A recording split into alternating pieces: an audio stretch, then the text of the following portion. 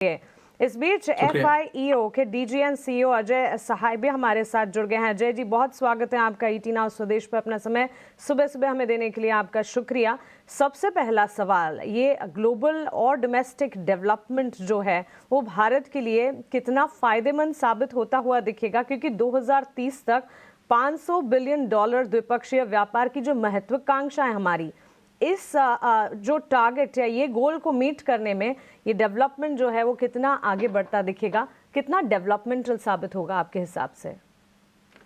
देखिए, बहुत important development है, बिकॉज जो इंडिया पे टैरिफ है 50% से 18% हो गया है। तो जो हमारे मेन कॉम्पिटिंग कंट्रीज हैं south Asia, south east Asia में, उनके कंपैरिजन में हम काफी कॉम्पिटिटिव हो गए हैं।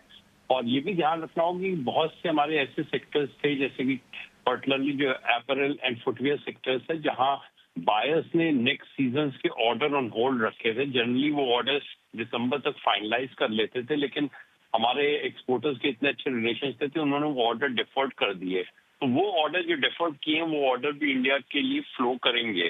तो हमारा जो एक रिलेशनशिप है वो यहाँ पे बहुत अच्छा रोल प्ले करेगा। और जो हम $500 बिलियन का बायलैटरल ट्रेड का टारगेट देख रहे हैं, वो इजिली अचीवेबल रहेगा। क्योंकि अगर आप देखिए कि इतना टैरिफ लगने के बाद भी इंडिया का US जो ट्रेड था अप्रैल से नवंबर के बीच में, करीब करीब 12% ग्रोथ उसमें आई थी। क्योंकि कुछ सेक्टर एग्जाम थे, कुछ सेक्टर सेक्शन 232 में थे, वहां हमारा एक्सपोर्ट प्रभावित नहीं हुआ था। जो लेबर इंटेंसिव सेक्टर्स थे, जैसे कि हम अपैरल, टेक्सटाइल, मेरीन की बात करें, इंजीनियरिंग गुड्स की बात करें, वो काफी प्रभावित हुआ था। तो अब जब टैरिफ इतना कॉम्पिटिटिव हो रहा है, तो हमारा एक्सपोर्ट्स और ज्यादा ही इन मार्केट में होगा। और जिस तरह का हम देख रहे हैं फ्री ट्रेड एग्रीमेंट गवर्नमेंट किया है, यूरोप में भी एक नया मार्केट खुल रहा है। तो एक हम जो मीडियम टू लॉन्ग टर्म अपनी एक्सपोर्ट स्ट्रेटजी बना रहे हैं, उसको हम अपनी टारगेट की ओर ले जाने में काफी हद तक सफल रहेंगे। बिल्कुल अजय जी, साथ ही अमेरिका और भारत के आर्थिक रिश्तों की अगर बात करें, टैरिफ में कमी ये एक सबसे बड़ा डेवलपमेंट, लेकिन इसी के साथ अगर भारत ऊर्जा और कृषि उत्पादों पर शुल्क को शून्य करने का वादा कर रहा है, तो इससे अमेरिका और भारत के आर्थिक रिश्तों में संतुलन क्या बनता हुआ दिखेगा और ज्यादा? बिल्कुल। और देखिए, इंडिया और US हमेशा एक स्ट्रेटेजिक पार्टनर रहे हैं। ये टैरिफ का एक इशू जरूर आया था, but at the same time हमारा डिफेंस एरोस्पेस में कोऑपरेशन चल रहा था। बिकॉज दोनों कंट्री डेमोक्रेटिक कंट्री हैं और दोनों को एक दूसरे की सफल सहायता करनी पड़ेगी अगर हम विश्व में दोनों देश आगे की ओर बढ़ेंगे। तो जिस तरह का अभी बात हुआ है, एनर्जी कोऑपरेशन की बात हो रही है, हम लोग एनर्जी सोर्सेज डाइवर्सिफाई कर रहे हैं। US भी हमारा एक इम्पोर्टेंट सप्लायर ऑफ एनर्जी का इमर्ज होके आएगा। कुछ एग्रीकल्चर प्रोडक्ट्स हैं, वो भी हो सकता है US से आए, उनमें हमें देखना पड़ेगा कितने प्रोडक्ट हैं वो TRQ पे आएंगे या कितने प्रोडक्ट्स लोअर ड्यूटी पे आएंगे, वो चीज देखनी पड़ेगी। बिकॉज मेरे को श्योर है कि निगोशिएटर ने उस चीज को काफी बैलेंस किया होगा।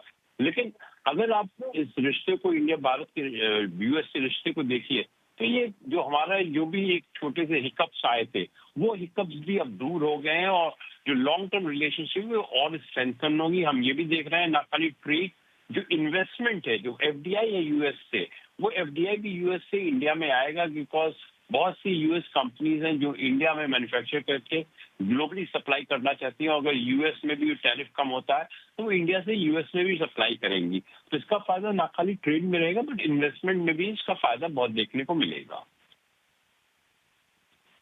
अजय जी, एक और सवाल, क्योंकि आप यहाँ पे एक्सपोर्ट प्रमोशन काउंसिल को रिप्रेजेंट कर रहे हैं, तो एक सवाल मैं आपसे ये पूछना चाह रहा हूँ कि जेम्सन ज्वेलरी, टेक्सटाइल या फिर इंजीनियरिंग एक्सपोर्ट्स, कहाँ आपको कॉम्पिटिटिवनेस के हिसाब से लग रहा है जो सबसे ज़्यादा एक्सपोर्ट बूस्ट हो सकता है? देखिए, सब सेक्टर्स में, बिकॉज पहले हमें टैरिफ का डिसएडवांटेज था, वो टैरिफ डिसएडवांटेज चला गया है। तो सब सेक्टर्स में हमें एक्सपोर्ट बढ़ने की उम्मीद है। टेक्सटाइल में एक्सपोर्ट ज्यादा बढ़ेगा, बिकॉज जो ऑर्डर ऑन होल्ड थे वो ऑर्डर भी फ्लो कर रहे हैं।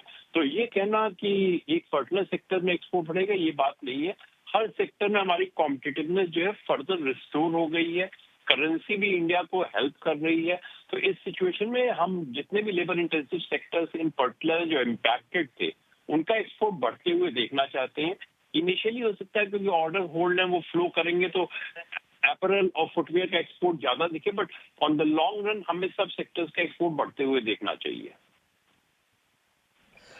शुक्रिया अजय जी, आपने वक्त निकाला और जो यूएस और इंडिया की जो ट्रेड डील का जो अनाउंसमेंट हुआ है उसका क्या कुछ असर होने वाला है, कौन कौन से सेक्टर सबसे ज़्यादा यहाँ पर फ़ायदे में रह सकते हैं, ये भी आपने बताया।